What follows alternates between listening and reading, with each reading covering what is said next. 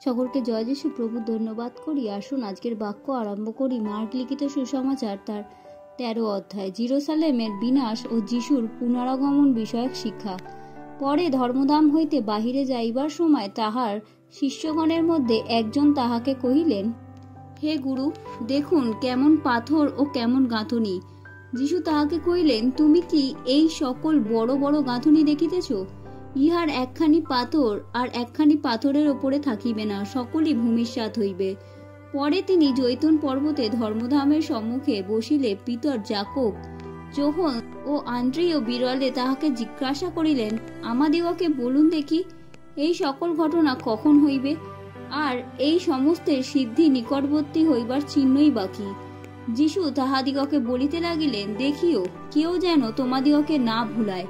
অনেকে আমার নাম ধরিয়া আসিবে, বলিবে আমি সেই, আর অনেক লোককে ভুলাইবে। কিন্তু তোমরা যখন যুদ্ধের কথা ও যুদ্ধের জনরব শুনিবে, তখন ব্যাকুল হইও না। এই সকল অবশ্যই ঘটিবে, কিন্তু তখনও শেষ নয়। কারণ জাতির বিপক্ষে জাতি ও রাজ্যের বিপক্ষে রাজ্য উঠিবে, স্থানে স্থানে ভূমিকম্প হইবে, দুর্ভিক্ষ হইবে। এ সকল যাতনার আরম্ভ মাত্র। তোমরা আপনাদের বিষয়ে সাবধান। লোকে তোমাদিগকে বিচার সভায় সমর্পণ করিবে, এবং তোমরা সমাজগৃহে প্রহারিত হইবে। আর আমার জন্য তোমরা দেশাধ্যক্ষ ও রাজাদের কাছে সাক্ষ্য দিবার নিমিত্ত তাহাদের সম্মুখে দাঁড়াইবে। আর অগ্রে সর্বজাতির কাছে সুসমাচার প্রচারিত হওয়া আবশ্যক। কিন্তু লোকে যখন তোমাদিগকে সমর্পণ করিতে লইয়া যাইবে, তখন কি বলিবে? অগ্রে সেজন্য ভাবিত হইও না, বরং সেই দণ্ডে যে কথা তোমাদিগকে দেওয়া যাইবে তাহাই বলিও। কেননা তোমরাই যে কথা বলিবে তাহাই নয়, কিন্তু পবিত্র আত্মাই বলিবেন। তখন ভ্রাতা ভ্রাতাকে ও পিতা সন্তানকে মৃত্যুতে সমর্পণ করবে, এবং সন্তানেরা আপন আপন মাতা পিতার বিপক্ষে উঠিয়া তাহাদিগকে বধ করাইবে। আর আমার নাম প্রযুক্ত তোমরা সকলের ঘৃণিত হইবে, কিন্তু যে কেউ শেষ পর্যন্ত স্থির থাকিবে সেই পরিত্রাণ পাইবে। পরন্তু যখন তোমরা দেখিবে ধ্বংসের সেই ঘৃণ্য বস্তু যেখানে দাঁড়াইবার নয় সেইখানেই দাঁড়াইয়া আছে, যে পাঠ করে সে বুঝুক। তখন যাহারা জিহুদিয়াতে থাকে তাহারা পাহাড় অঞ্চলে পলায়ন করুক, এবং যে কেউ ছাদের উপরে থাকে সে গৃহ হইতে জিনিসপত্র লইবার জন্য নিচে না নামুক ও তাহার মধ্যে প্রবেশ না করুক। এবং যে কেহ ক্ষেত্রে থাকে সে আপন বস্ত্র লইবার নিমিত্ত পশ্চাতে ফিরিয়া না যাও। হায় সেই সময় গর্ভবতী এবং স্তন্যদাত নারীদের সন্তাপ! আর প্রার্থনা করিও যেন ইহা শীতকালে না হয়, কেননা তৎকালে এরূপ ক্লেশ উপস্থিত হইবে, যেরূপ ক্লেশ ঈশ্বরের কৃত সৃষ্টির আদি অবধি এ পর্যন্ত কখনোই হয় নাই, কখনো হইবেও না। আর প্রভু যদি সেই দিনের সংখ্যা কমাইয়া না দিতেন, তবে কোনো প্রাণী রক্ষা পাইত না। কিন্তু তিনি যাহাদিগকে মনোনীত করিয়াছেন, সেই মনোনীতদের জন্য সেই দিনের সংখ্যা কমাইয়া দিলেন। আর তৎকালে যদি কেহ তোমাদিগকে বলে, দেখো সেই খ্রিস্ট এখানে, কিংবা দেখো ওখানে, তোমরা বিশ্বাস করিও না।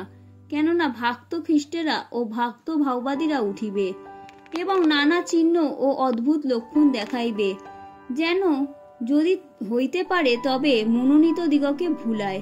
কিন্তু তোমরা সাবধান থাকিও, দেখিও আমিও পূর্বে তোমাদিগকে সকলেই জানাইলাম।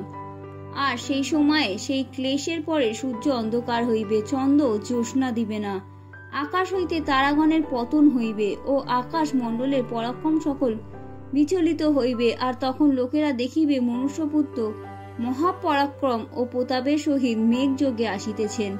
তখন তিনি দূতগণকে প্রেরণ করিয়া পৃথিবীর সীমা অবধি, আকাশের সীমা পর্যন্ত চারি বায়ু হইতে তাহার মনোনীত দিগকে একত্র করিবেন। আর ডুমুর গাছ হইতে দৃষ্টান্ত শিখো, তখন তাহার শাখা কোমল হইয়া পত্র বাহির করে। তখন তোমরা জানিতে পাও গ্রীষ্মকাল সন্নিকট। সেইরূপ তোমরা ওই সকল ঘটনা দেখিলেই জানিতে পাইবে তিনি সন্নিকট, এমনকি দ্বারে উপস্থিত।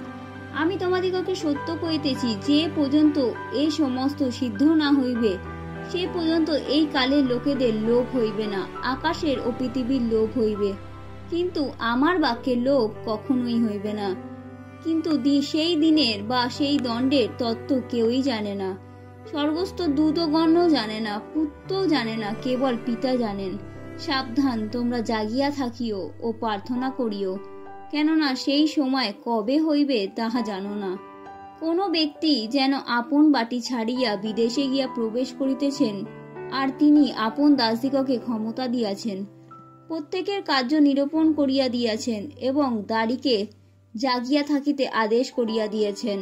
অতএব তোমরা জাগিয়া থাকিও, কেননা গৃহের কর্তা কখন আসিবেন, কি সন্ধ্যাকালে, কি 2 প্রহর রাত্রিতে, কি কুকুরা ডাকের সময়, কি প্রাতকালে, তোমরা তাহা জানো না। তিনি হঠাৎ আসিয়া যেন তোমাদিগকে নিদ্রিত না দেখিতে পান। আর আমি তোমাদিগকে যাহা বলিতেছি তাহাই সকলকে বলি, জাগিয়া থাকিও। আমেন।